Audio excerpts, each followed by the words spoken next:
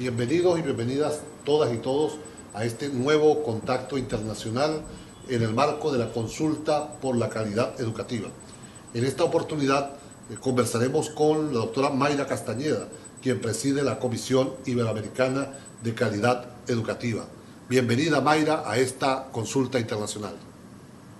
Muchas gracias sobre todo por la invitación para participar en este proyecto tan importante. Mayra, ¿qué es eso del Congreso Iberoamericano de Calidad Educativa? Por favor, explícaselo a los maestros venezolanos, los maestros.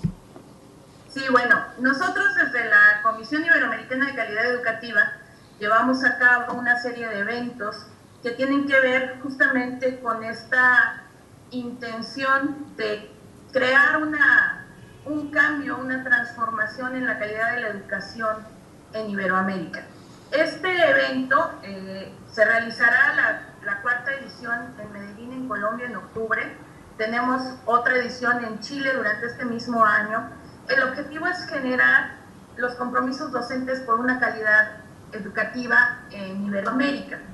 Estos compromisos docentes se presentarán para formar parte de la Agenda Post-2015 de la ONU, de los Objetivos del Milenio, pero desde la perspectiva de la aportación, ¿sí?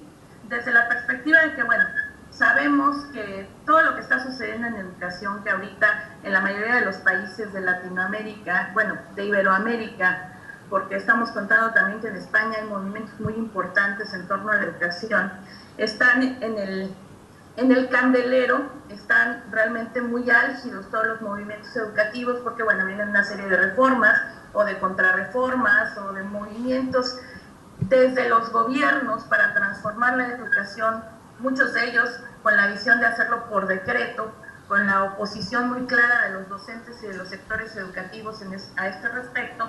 Bueno, también es cierto que los docentes tenemos que tener una perspectiva muy clara, hacerle saber a la sociedad qué es lo que sucede dentro del aula, ¿sí?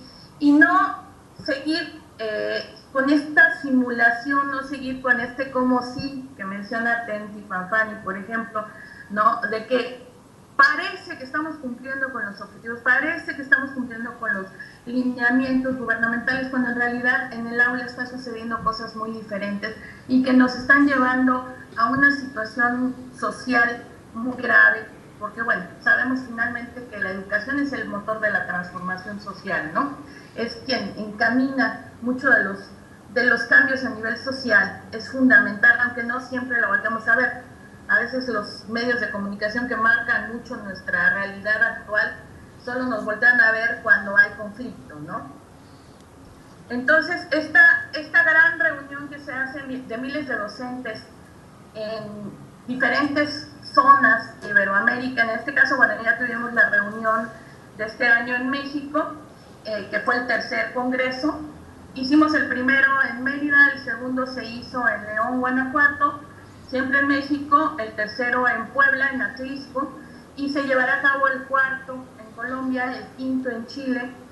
Es con la intención de conformar estos compromisos, ¿sí? Presentarlos con la intención también de que los organismos internacionales como UNESCO se comprometan a presentar a su vez o a gestionar a su vez los compromisos de los diferentes actores que tienen que ver con la educación.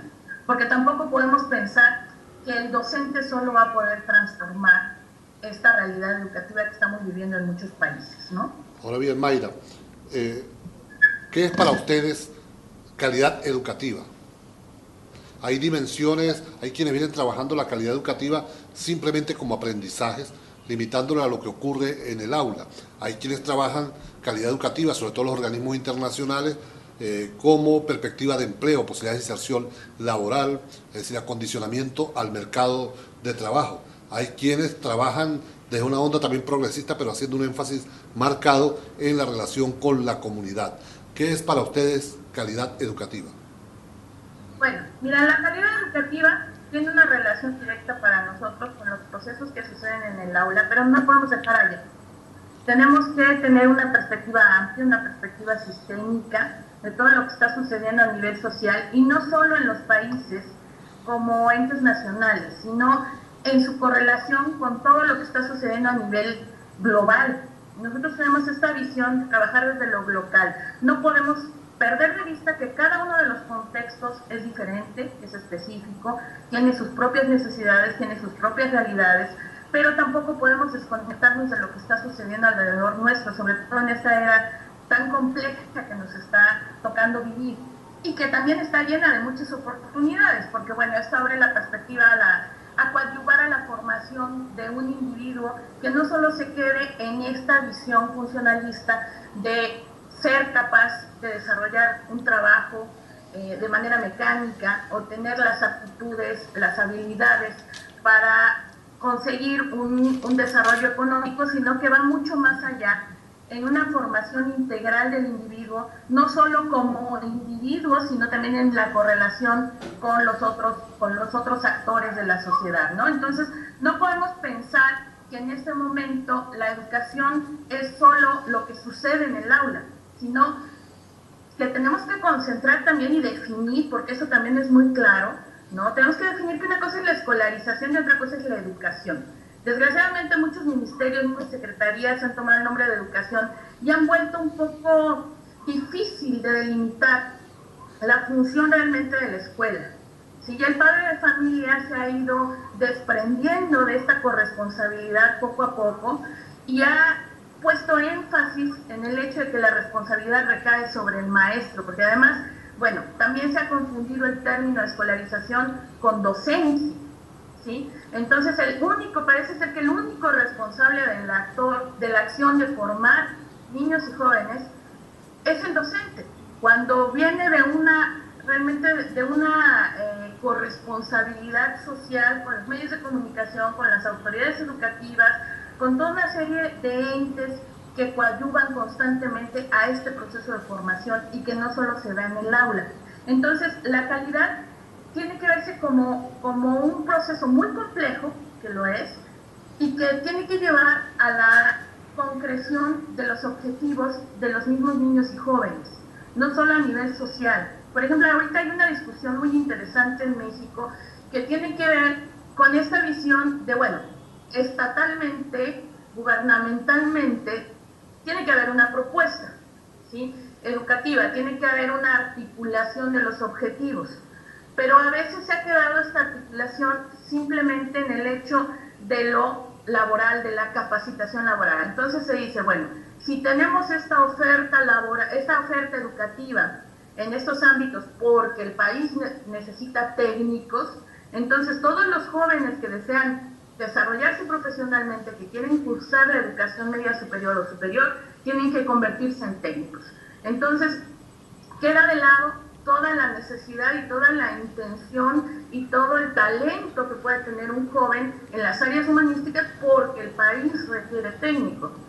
Y no puede funcionar así tampoco la calidad educativa. La calidad educativa tiene que abarcar el aspecto masivo, porque sí es cierto, los sistemas educativos tienen que ser masivos, tienen esa vocación, tienen que ser incluyentes, pero al mismo tiempo tiene que ser individualizada y tiene que ayudar, tiene que coadyuvar a que el niño, a que el joven tenga la suficiente capacidad, las suficientes habilidades, aptitudes, competencias para saber qué es lo que lo va a hacer realmente un ser integral y al final de cuentas, bueno, lo podríamos definir como un ser feliz dentro de estos procesos, ¿no? El cumplir una escolaridad no solo tiene que ser una actividad obligatoria o reglamentaria, sino tiene que ser también una forma de movilidad social. Y en esa parte, desgraciadamente, la escuela no está cumpliendo con su gran promesa, ¿no? Mayra, una preocupación de los maestros, de las maestras, de los educadores en general, cuando se habla de calidad de la educación, es que esta suele asociarse a contrarreformas educativas. Contrarreformas como en tres grandes grupos.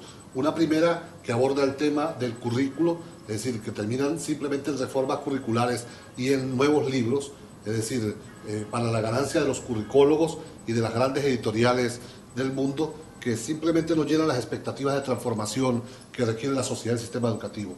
Un segundo grupo de contrarreformas asociada al tema laboral, es decir, últimamente hemos visto cómo recorre al mundo todo un conjunto de cambios para incrementar los años de jubilación o atacar los fondos de prestaciones de los docentes o golpear la estabilidad docente Y todo eso es cubierto bajo el discurso de calidad educativa. Y una tercera dimensión es la de los sistemas de medición, es decir, cómo la calidad se asocia a sistemas de medición estandarizados que miden igual el aprendizaje o el rendimiento de la escuela, del liceo o de la universidad en Taiwán, en España, en México o en Venezuela. Cómo evitar que el discurso de la calidad no sea transversal de los discursos de contrarreforma, sino cómo aprovechamos esa aspiración social de mayor calidad educativa para generar reformas que profundicen la inclusión en el sector. Bueno, mira, yo creo que hay que también tener una perspectiva amplia de estos procesos que se están dando, ¿sí?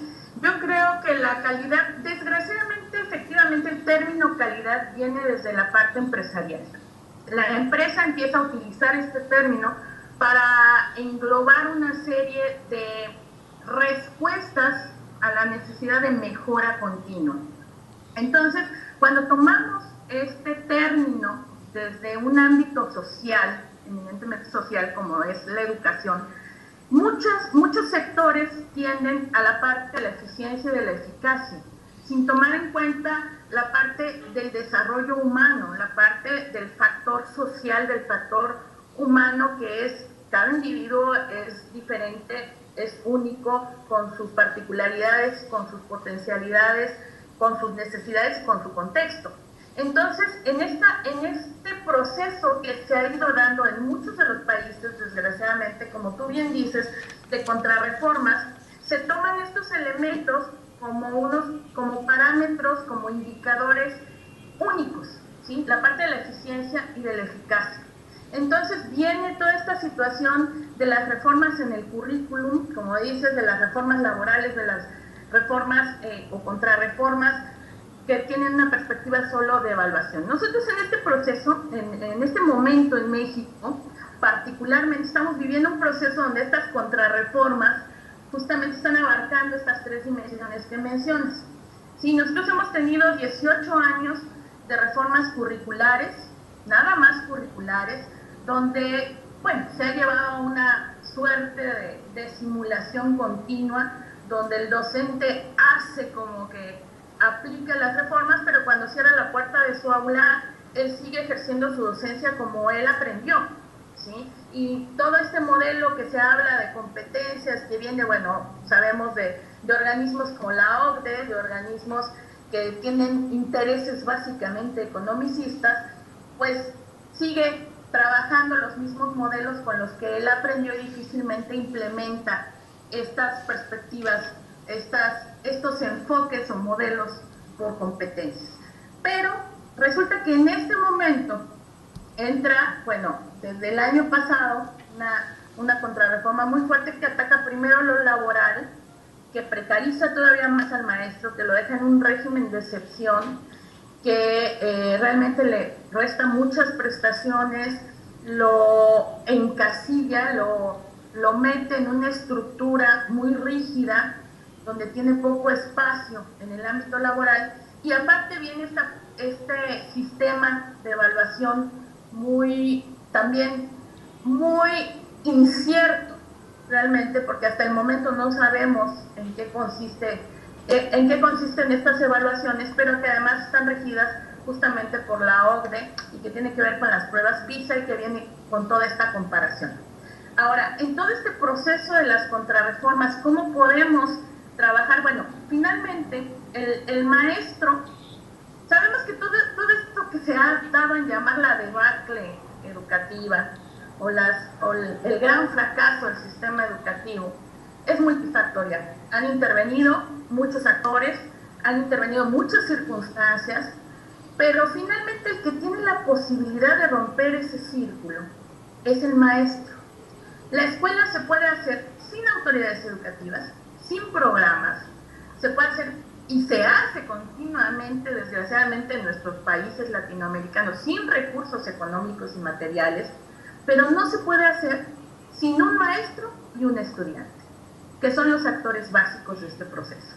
El maestro tiene un gran poder, tiene un poder muy fuerte, pero difícilmente se da cuenta. Desgraciadamente, si nosotros enfrentamos, y ya lo hemos visto, estas contrarreformas de manera, válgase la redundancia, frontal, tenemos muy pocos resultados. ¿Qué ha sucedido después de que tuvimos desde el 2012 hasta la fecha marchas, plantones, o les llaman también piquetes, toda una serie de manifestaciones públicas de este desacuerdo? Bueno, hemos visto que los medios de comunicación que están al servicio, desgraciadamente, de estos grupos de gobierno que difícilmente podemos creer que tengan un interés real en la educación y en la sociedad y en las sociedades en los diferentes países, sino que tienen intereses muy claros y que están en relación con ellos mismos y con su propio enriquecimiento, pues han manipulado, se han aliado con estos medios de comunicación que son muy fuertes y han manipulado todo lo que es la opinión pública. Entonces el maestro en este proceso ha salido muy lastimado. La dignificación docente realmente ha retrocedido, hemos perdido mucho espacio. El decir maestro, por lo menos en México en este momento, es casi como un insulto. Entonces, en esta descalificación, en este vituperio hacia el magisterio, hemos perdido muchos espacios. Pero tenemos el gran espacio que es el aula. Ahí podemos transformar la vida de miles de niños y jóvenes que pasan por esa aula durante todo nuestro ejercicio profesional. Nosotros trabajamos con individuos, trabajamos con ideas, construimos sociedad. Y eso es lo que difícilmente nos damos cuenta. Nuestra labor no se queda en un ámbito simplemente de operación, no somos simples operarios, cureros de la educación, como nos han querido hacer creer. Tenemos muchas posibilidades desde esta visión, desde este trabajo que puede ser un trabajo de hormiga, porque además aquí tenemos muchas fuerzas realmente en contra de un proceso masivo de reivindicación del magisterio, de reivindicación de la educación y de la elevación de la calidad, al final de cuentas, desde una perspectiva humana de la calidad educativa. Son grupos que no les conviene que el individuo se empodere a través de la educación. Son grupos que estamos hablando de grupos desde el gobierno, pero también estamos hablando desde la empresa y estamos hablando, y aquí es un factor muy importante, por lo menos en México y en algunos otros países como Colombia, que es también esta gran empresa del narcotráfico que tiene una fuerza descomunal. Entonces, salir a las calles, manifestarse, enfrentar todo esto, pone en riesgo realmente a los individuos que conforman el magisterio. Ya lo hemos visto. Tenemos presos políticos, tenemos gente silenciada en muchos ámbitos, inclusive tenemos líderes que han cambiado su visión, su discurso, su propuesta de forma muy sospechosa. Entonces, sabemos que quizá esa no sea la ruta, pero de que tenemos que cambiar esta tendencia es algo urgente. No podemos seguir pensando en la educación solo como un elemento economicista, no podemos seguir pensando en la educación como un privilegio de algunos, porque bueno, desgraciadamente se cree que la educación en nuestros países, la educación de calidad o la calidad educativa solo puede ser de acceso para las clases altas, ¿sí? Sino que tenemos que empezar a gestionar desde nuestros pequeños ámbitos, desde esos pequeños grandes semilleros y laboratorios que constituyen cada una de las aulas, una transformación radical en la visión de estos niños y jóvenes que pasan por estas aulas. Tenemos que empezar a ejercer nuestra capacidad política de transformar como educadores. Y eso tenemos que también empezar desde nosotros, porque nosotros no nos damos cuenta que el hacer política no es estar con un partido o con otro, sino es ejercer esa ciudadanía, ¿sí? Entonces, esa es nuestra propuesta justamente. Nosotros a través de la comisión, a través de estos grandes encuentros, donde convocamos a gente que consideramos estos, nosotros les llamamos docentes extraordinarios, que muchas veces están solos, perdidos en la Patagonia, en Panamá, en Chiapas, en Chihuahua, en Puerto Rico, en República Dominicana, que se sienten los únicos, se sienten abandonados y de repente se cansan de luchar contra el sistema. Los convocamos en este gran evento para que se compartan todas las experiencias, los conocimientos, los saberes, y también que se empoderen, que se den cuenta que no están solos, ¿sí? Que hay muchos como ellos en diversas latitudes, y que con este trabajo en red, con este trabajo continuo que sí hemos podido lograr a través de estas diferentes emisiones del evento, se puedan realmente generar proyectos que aterricen, que empoderen, que cambien la realidad de nuestra Latinoamérica, que realmente en este momento parecería que está perdida, pero yo creo que esa es una de las grandes capacidades y de las grandes cualidades del docente. Yo creo que el docente difícilmente pierde la esperanza, pierde esta visión de que se puede transformar.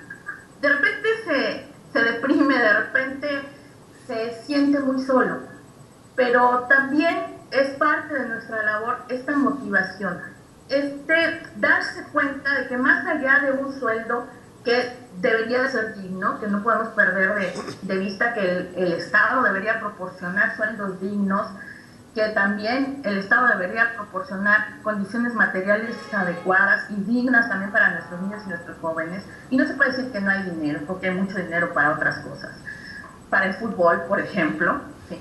Pero desde esta visión de no vencerse, de no rendirse, podemos realmente transformar a estos niños y a estos jóvenes y convertirlos a ellos también en estos generadores del cambio.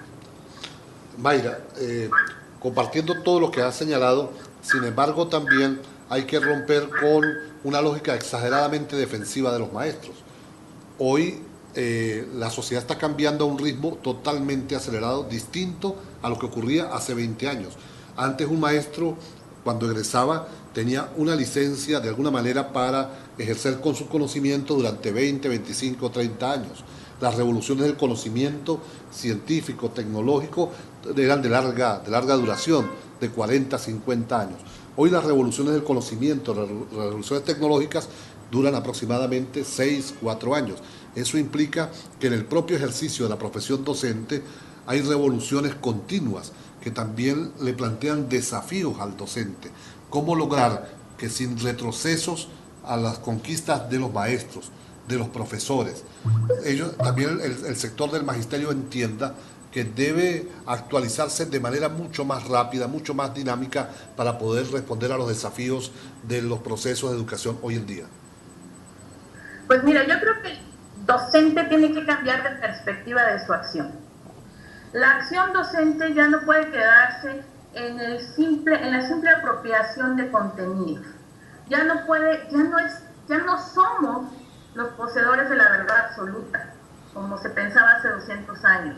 De hecho, no lo somos desde hace muchísimos años, pero no nos hemos dado cuenta de esta realidad.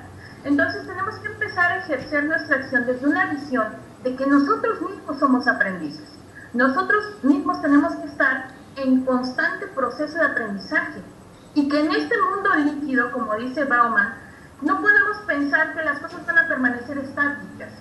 Ya no estamos regidos por esa estructura rígida, inamovible, en ese mundo sólido donde nos podemos asir a algo. Ya tenemos que cambiar esta visión de que vamos a tener una seguridad, de que vamos a tener una seguridad del conocimiento, de la realidad, de las relaciones, porque lo cierto es que todo esto ha cambiado, ¿sí? Y tenemos que adaptarnos a esa nueva realidad y tenemos que entender que tenemos nosotros que convertirnos en unos grandes investigadores, que constantemente tenemos que estar investigando qué sucede junto con nuestros estudiantes en nuestro entorno. Tenemos que dejar esa visión de la escuela como un laboratorio aséptico, como un espacio que es una burbuja cerrada donde no hay ninguna relación con el entorno, con el contexto, con la realidad social. La escuela debe de estar inmersa en esta realidad. Ya no podemos pensar, como se ha manejado durante muchos años, que cuando el joven egrese va a enfrentarse a la vida real. La vida real debe de estar en el aula. La vida real debe estar desde el docente. El docente es el motivador y es el motor de la educación. Entonces él es el que debe de abrirle las puertas a esta realidad, conectar al niño y al joven con lo que está sucediendo a su alrededor y desarrollar y construir juntos una serie de competencias que tienen que ver con realmente desarrollo de la capacidad crítica, de la capacidad creativa y de la capacidad investigativa también. Entonces, este es un nuevo docente muy diferente al que conocíamos, a este señor que en algún momento pudo haber estado al frente en el salón en el que estuvimos, en el aula en el que estuvimos, y que era el gran sabio y que era el que tenía la verdad absoluta y la última palabra de todo. Todo está fluyendo tan rápido que una de las capacidades, de las competencias que necesitamos desarrollar es esta flexibilidad ante la incertidumbre, porque vivimos en constante incertidumbre. Entonces, si nuestros niños y nuestros jóvenes egresan después de 10, 15, 20 años de escolarización y no tienen esta capacidad, no tienen esta competencia, entonces la escuela está fallando profundamente. Hay que dejar algo bien claro, y aquí me gustaría hacer énfasis en esta parte. Mira, la escuela realmente no ha fallado. La escuela ha sido altamente eficiente. Aquí la pregunta es, ¿qué tipo de ser humano, qué modelo de ser humano hemos querido formar? Si nosotros, si la sociedad, si los medios de consumo, si las empresas, que son las que en este momento dominan a los gobiernos, porque los gobiernos están al servicio de las empresas, de los grandes corporativos, han marcado que tenemos que formar un ser humano individualista, consumista, profundamente infeliz para buscar su realización a través del consumo constante y desmedido. Entonces, la escuela ha sido una institución, una organización altamente eficiente en este objetivo. Lo que pasa es que es más fácil descalificar a la escuela cuando resulta que alrededor se generan toda una serie de procesos de violencia, por ejemplo, porque a un niño se le educa, se le programa en gran medida por los medios de comunicación, y también contribuye a la escuela, también es cierto, y eso lo debemos de tener muy claro, y desde la perspectiva docente nosotros mismos somos grandes consumidores y consumimos de todo, consumimos telenovelas, consumimos toda una serie de productos que van moldeando la realidad social. Entonces, si nosotros perdemos de perspectiva, perdemos de vista que nosotros mismos hemos contribuido como docentes a esa realidad, no estaríamos haciendo grandes cambios. Pero lo cierto es que nosotros, como sociedad, hemos buscado y hemos permitido en algunos casos, no necesariamente lo hemos motivado, pero sí lo hemos permitido, que estas grandes corporaciones manipulen y moldeen a esta sociedad para esos fines. Entonces, la escuela es altamente eficiente, no es un organismo ineficiente, no es un organismo que ha fallado, es un organismo que ha sido utilizado para ciertos fines que ya en este momento son evidentes que no están de acuerdo con las necesidades de la sociedad. Y entonces la empresa y el mismo medio de comunicación señala a la escuela, dice, ellos fueron los que no hicieron su trabajo. Y dentro de ellos, bueno, ¿cuál es el fusible por donde se rompe ese circuito? Bueno, por el docente, ¿no? Y se señala al docente. Pero finalmente ha sido un aparato muy, muy eficiente. Mayra, para ir cerrando este primer contacto, ¿cómo hacen los maestros venezolanos, las maestras, para incorporarse a la dinámica del Congreso Iberoamericano de la Calidad Educativa, que como ya señalaste, tiene una próxima edición en Medellín y más adelante en Chile? ¿Cómo hace un maestro para incorporarse a esta dinámica? Pues mira, esto es relativamente sencillo. Nosotros hemos podido hacer a lo largo de ya de 3 ediciones, y vamos por la 4ª, un equipo muy interesante, en donde se pueden integrar, bueno, simple y sencillamente asistiendo a los eventos, o ya integrarse a la comisión también como miembros de la comisión y hacer un trabajo más constante. Se pueden integrar una serie de líneas de investigación, pero si quieren participar, si quieren acercarse, que además es una gran experiencia, porque déjame decirte que participar y poder tener la oportunidad de compartir ideas, de aprender y de enseñar también al mismo tiempo durante 4 días en un ámbito donde se respira constantemente, porque eso sí he de decirlo, estos congresos no son vacacionales, son congresos de trabajo. Entonces se va a aprender, pero lo que se va a aprender realmente puede cambiar. Si nosotros lo permitimos, si nosotros como individuos permitimos que esto permee en nosotros, puede cambiar realmente nuestra práctica profesional y nuestra vida. Pero mira, es muy sencillo, o sea, ¿para qué te digo más? Mejor que entren a la página, es ciceac.com. Ahí pueden encontrar toda la información de qué se trata, inclusive hacer su registro, si desean en un momento dado pertenecer a la comisión, también, bueno, ahí vienen los lineamientos, los requisitos, las intenciones, los objetivos, etcétera. Pero aquí lo que es muy importante es que nosotros convocamos a este tipo de docentes que tienen la intención, la necesidad y el compromiso de cambiar la vida de todos estos niños y jóvenes. De hecho, nosotros no convocamos desde la institución, no le hacemos el trabajo al Ministerio, ni a la Secretaría de Educación, ni a ningún otro organismo gubernamental, porque queremos mantenernos muy lejos de esta influencia que está llena de muchos intereses, ¿no? Entonces, somos muy amplios, y digo, si algún ministerio, alguna secretaría con mucho gusto quiere participar, son bienvenidos, pero son un miembro más y tienen también la misma voz que cualquier otro.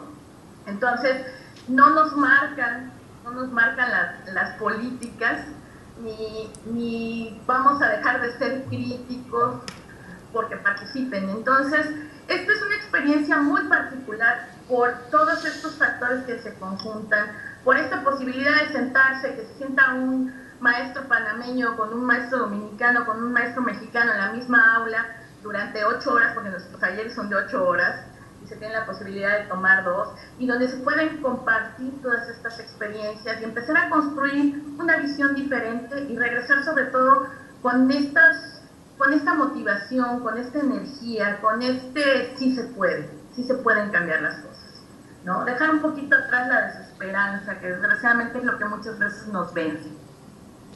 Mayra, finalmente, me gustaría que dirigieras un mensaje a los maestros, a las maestras, a los profesores y las profesoras venezolanas que están hoy entendiendo que este debate sobre la calidad educativa es fundamental para seguir avanzando en la transformación de nuestra escuela, de nuestras instituciones, para alcanzar una educación inclusiva y de calidad. Bueno, pues básicamente yo les diría a todos los maestros venezolanos que realmente desde la perspectiva de otros países, desde mi perspectiva personal, porque bueno, solo puedo hablar de mi persona en este caso, yo creo que son maestros muy privilegiados, que tienen la posibilidad de transformar, de cambiar con un impulso desde la institución, desde el gobierno. Lo mismo que sucede, por ejemplo, con los maestros de Medellín, que son maestros también muy privilegiados, que no todos esos procesos se dan en todas partes, donde se hacen preguntas. Yo tuve la oportunidad de consultar un poquito las preguntas que se están generando en esta gran consulta por la calidad educativa en Venezuela, y me parecen de una visión muy humanista. Es difícil que un ministerio empiece a desenfocar un poquito en esta parte eficientista y de números y de resultados en las encuestas y de resultados en las gráficas, y que empiece a ver al factor humano desde una perspectiva diferente.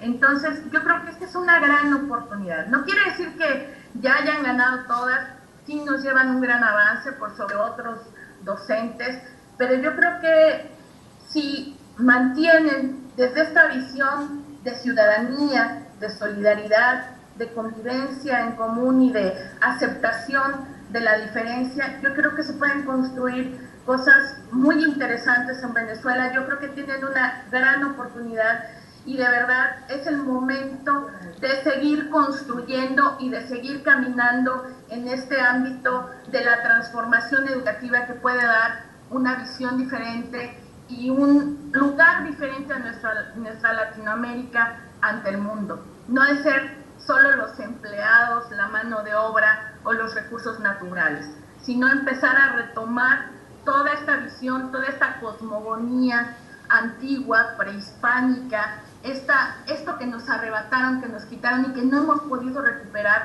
que seguimos muchas veces con la visión de ser menos que el resto de los que están a nuestro alrededor, y que realmente podemos ponernos al tú por tú y ser una gran potencia, y no en el ámbito económico nada más, sino como sociedades que construyen un mundo posible, un mejor futuro para nuestros niños y nuestras niñas.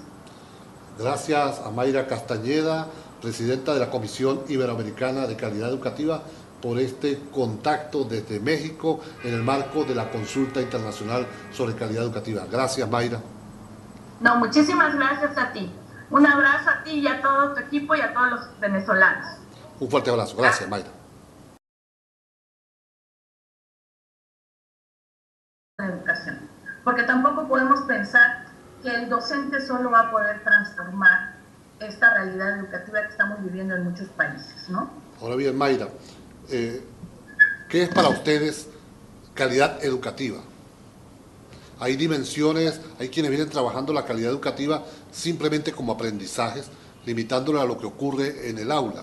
Hay quienes trabajan calidad educativa, sobre todo los organismos internacionales, como perspectiva de empleo, posibilidades de inserción laboral, es decir, acondicionamiento al mercado de trabajo. Hay quienes trabajan desde una onda también progresista, pero haciendo un énfasis marcado en la relación con la comunidad. ¿Qué es para ustedes calidad educativa? Bueno, mira, la calidad educativa tiene una relación directa para nosotros con los procesos que suceden en el aula, pero no podemos dejar allá. Tenemos que tener una perspectiva amplia, una perspectiva sistémica de todo lo que está sucediendo a nivel social y no solo en los países como entes nacionales.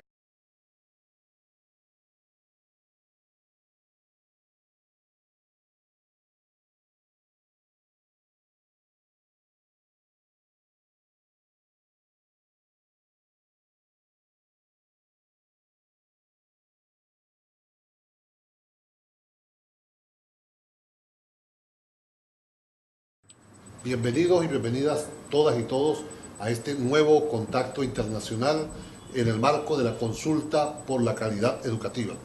En esta oportunidad conversaremos con la doctora Mayra Castañeda, quien preside la Comisión Iberoamericana de Calidad Educativa. Bienvenida, Mayra, a esta consulta internacional. Muchas gracias sobre todo por la invitación para participar en este proyecto tan importante. Mayra, ¿qué es eso del Congreso Iberoamericano de Calidad Educativa? Por favor, explícaselo a los maestros venezolanos, a los maestros. Sí, bueno, nosotros desde la Comisión Iberoamericana de Calidad en el candelero están realmente muy álgidos todos los movimientos educativos porque, bueno, vienen una serie de reformas o de contrarreformas o de movimientos desde los gobiernos para transformar la educación, muchos de ellos con la visión de hacerlo por decreto, con la oposición muy clara de los docentes y de los sectores educativos a este respecto. Bueno, también es cierto que los docentes tenemos que tener una perspectiva muy clara, hacerle saber a la sociedad qué es lo que sucede dentro del aula, ¿sí? Y no seguir con esta simulación, no seguir con este como sí, que menciona Tenti Fanfani, por ejemplo, ¿no? De que parece que estamos cumpliendo con los objetivos, parece que estamos cumpliendo con los lineamientos gubernamentales, cuando en realidad en el aula están sucediendo cosas muy diferentes y que nos están llevando a una situación social muy grave, porque bueno, sabemos finalmente que la educación es el motor de la transformación social educativa. Llevamos a cabo una serie de eventos que tienen que ver justamente con esta intención de crear un cambio, una transformación en la calidad de la educación en Iberoamérica. Este evento se realizará la cuarta edición en Medellín, en Colombia, en octubre. Tenemos otra edición en Chile durante este mismo año. El objetivo es generar los compromisos docentes por una calidad educativa en Iberoamérica. Estos compromisos docentes se presentarán para formar parte de la Agenda Post-2015 de la ONU, de los Objetivos del Milenio, pero desde la perspectiva de la aportación, ¿sí? Desde la perspectiva de que, bueno, sabemos que todo lo que está sucediendo en educación, que ahorita en la mayoría de los países de Latinoamérica, bueno, de Iberoamérica, porque estamos contando también que en España hay movimientos muy importantes en torno a la educación, están, ¿no? Es quien encamina mucho de los cambios a nivel social, es fundamental, aunque no siempre lo volvemos a ver. A veces los medios de comunicación que marcan mucho nuestra realidad actual solo nos voltean a ver cuando hay conflicto, ¿no? Entonces, esta gran reunión que se hace de miles de docentes en diferentes zonas de Iberoamérica. En este caso, bueno, ya tuvimos la reunión de este año en México, que fue el tercer congreso. Hicimos el primero en Mérida, el segundo se hizo en León, Guanajuato, siempre en México, el tercero en Puebla, en Atlisco, y se llevará a cabo el cuarto en Colombia, el quinto en Chile. Es con la intención de conformar estos compromisos, ¿sí? Presentarlos con la intención también de que los organismos internacionales como UNESCO se comprometan a presentar a su vez o a gestionar a su vez los compromisos de los diferentes actores que tienen que ver con